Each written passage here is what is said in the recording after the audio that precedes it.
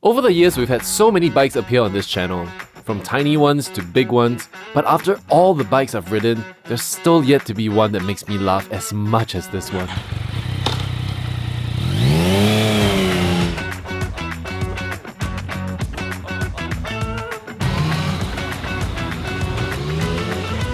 Always loved going down these car parks when I'm riding my XSR because oh my god, this bike, I can't believe I'm on this again. Jay, you have kept this machine in immaculate condition. It looks so new.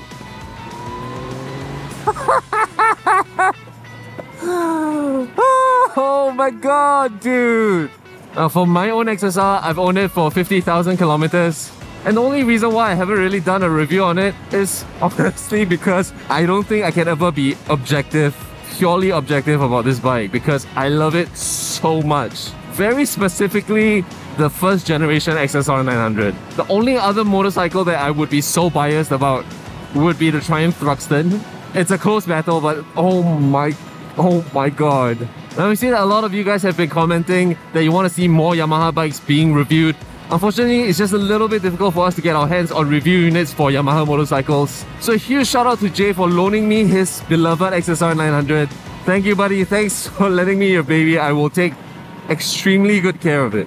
The XSR900 is really hard to beat when it comes to neo-retro machines. I mean, up ahead we have the Speed Twin, which are very similar machines. They have a shorter tank, a very similar power delivery, although one is a triple and one is a twin. You come to a point where you can honestly give a very strong comparison and competitive talking point when you compare a Yamaha and a Triumph. Isn't that insane? Right out of the factory, stock brakes, you get amazing brake feel. And when it comes to power, it's definitely no Street Fighter V4. They are very comparable with the Speed Twins up there. Give or take a little bit of horsepower and torque differences between the displacement, the compression, the tune, the triple and the twin, and the weight of the bike itself.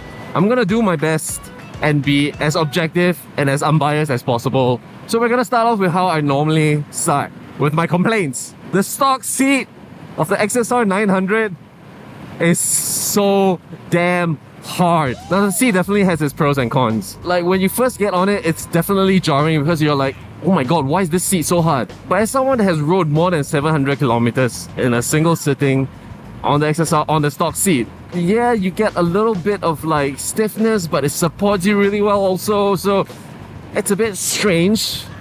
It takes some getting used to. But initial impressions, seat could be way better. Next up, it's a tall person thing. You see these cutouts here for the tank, right? When I first got onto my XSR, my knees cut right into how can I show you this? The tank divots cut right into my knees right along here. And it's not the most comfortable thing to do, dude. And then you have this ugly XSR tank divot thing. Okay, no cap. When I was looking at the XSR to be my bike, I was heavily leaning towards the XSR700 purely because it has that beautiful flat edge. And the XSR900, you get this the lines are clashing everywhere, and it wasn't the most beautiful machine, but boy, when you combine the power and rideability, the responsiveness of this machine, together with an okay, passable-ish look. Well, that's one thing that the XSR900 has going for it, which also applies to the Triumphs. That's customizability.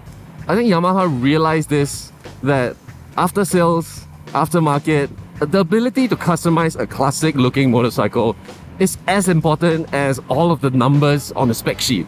You can really make this bike your own, as you guys have seen on our Screw It episodes. The only thing that I did not manage to do for my bike that I kind of regret, there's a wonderfully talented custom garage called Bunker Customs that does this gorgeous Chimera tank cover that it doesn't really change the shape of the tank, but it adds this little piece of triangle. Let me throw up an image here. It balances out the looks of the bike so much more.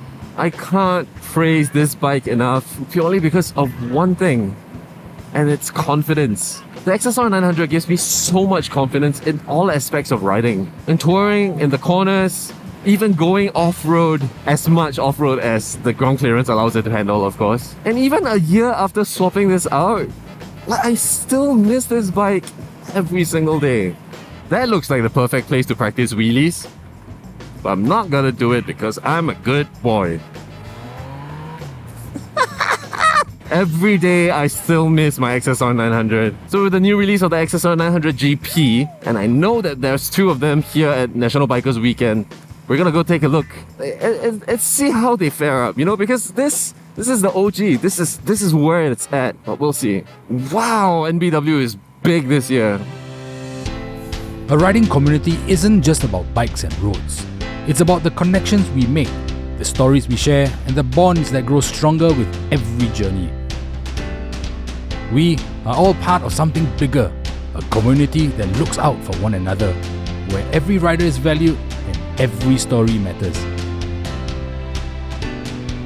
Behind us is a company that understands what it means to be part of this community.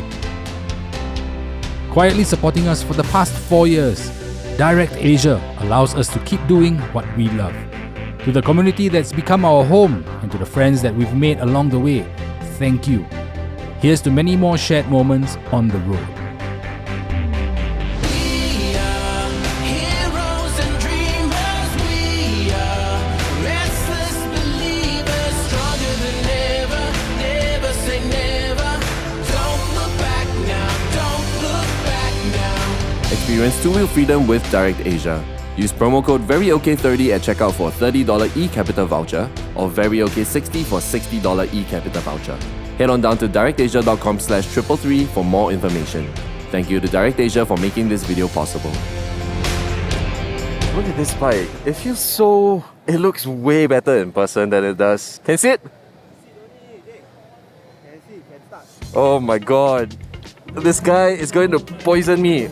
Oh shit. Oh shit, the bike is damn light. The bike feels really, really light and like well balanced. The seat is pretty great.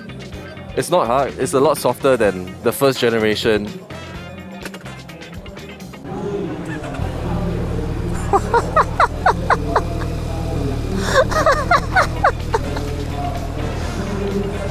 What the bro? Don't fight it, just give me a rev, bro. We're running out of fuel though. Holy shit, that's a lot more responsive than...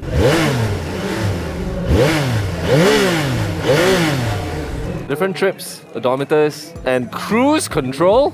And look at that headlight. It's so beautiful. For like a sports bike, not a fan of that color, but look at this. Having all the small little details on it makes it look so... Dude, I really hope that there would be a demo bike available because I want to try this bike. I will say, sitting on it, right, it's the same posture as when I'm riding a Thruxton. The bars aren't like super low, it doesn't feel like it's way down here. And the rear sets and rider triangle just feels perfect. Like you have wrist, knee, ankle, all in a great line. Man, this bike feels amazing. This has to be the biggest National Bikers Weekend ever, and the amount of shiny new bikes are just a treat for the eyes. Thank you all for coming down and getting our merch. You're supporting the channel directly. We're already sold out on one of our head buff designs, but if you've missed the launch of our new line of merch, head on down to 333.com to check it out. Yeah, holy shit, the XSR900 GP looks so good. I mean, obviously it's a very different riding posture from this. Even if I had an XSR900, I don't think that would replace it in the ideal world. I would have an adventure bike, I would have a scooter, I would have a naked retro, and I would have a sports bike. And then the fifth one would be a weird one that like nobody knows, nobody cares about, or like it's just completely out of nowhere, like the Papio, for example. If you guys were at the National Bikers Weekend and you bought a bike, let us know what you got in the comments below. We would love to know what did you get and why you got it, because we always enjoy reading your comments. With that, I'm Jake, and we'll see you on the road.